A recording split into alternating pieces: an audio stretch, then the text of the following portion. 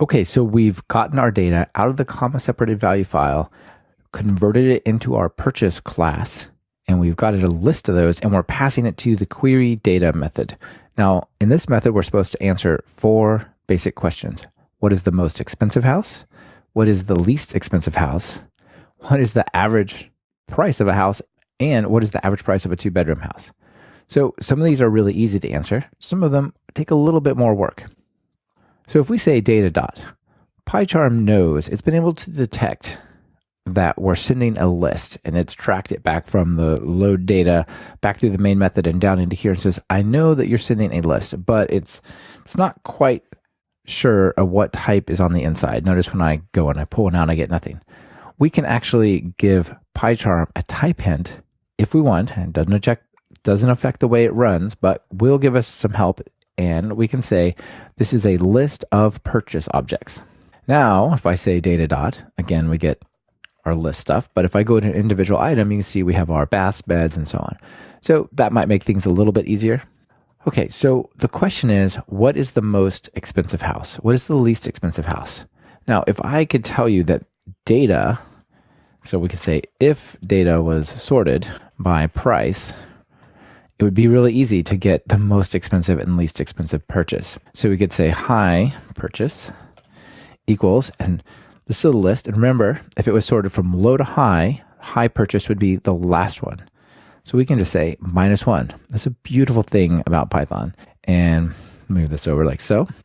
And the low purchase would just be data of 0. Again, we're assuming there is some data. This would crash if data is empty. But how do we sort it? Well, that's super easy. We can go over here and we can say data. There's 2 ways we can do this.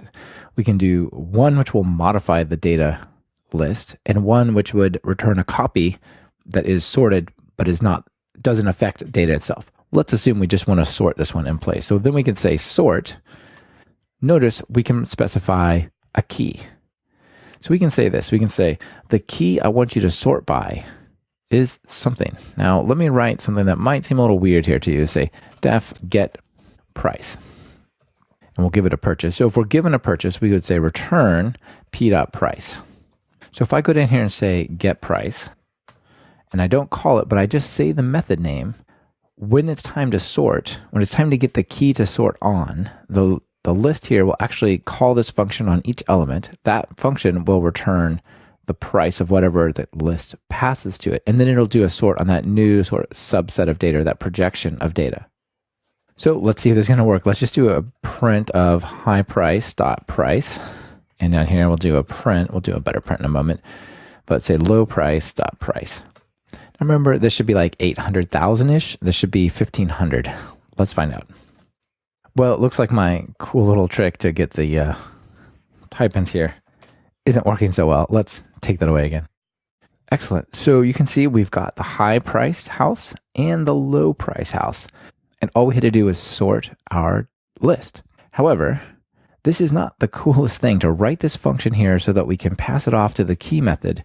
Wouldn't it be better if we could just put a little bit of code here that talks about how to get the price from a purchase?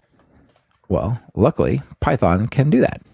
Go over here and we say key. Instead of giving an existing method that we've written, either a class method or just a regular method, we can just say, I'm going to create something called a lambda. And a lambda is like a little inline method. So say, given a purchase, I would like to return the price. That's it. And we can go over here and we can comment this out. We don't need that anymore. And let's try to run it, see if we still get the same information. Perfect. So anytime you have to pass a function around, and by the way, how cool is it you can pass functions around? Anytime you have to pass a function around, if the function is sufficiently small, we can just say, here's a little small function, an inline function, a lambda. This is the argument. There can be many arguments like p, u, x, whatever, right? Given this argument, which is a purchase, that's because the data list contains purchases. Given this, we're going to go and return some value that will then be used to sort. So we're going to return a price. And there's kind of an implicit return here. Right? You don't say return, you just say it's kind of an expression. This piece of data goes to that value. So let's just like make this output a little bit nicer here. We'll say print the most expensive house is. So here we've cleaned it up. The most expensive house is $884,000, and the least expensive house is $1,551. Maybe we want to say a little more information about it, like with some number of bedrooms and some number of baths. Because we're using our class, this is super easy. We'll just say beds, baths. 4 beds, 3 baths. We can do something very similar for the least expensive. What do you guys think? Is that a good deal?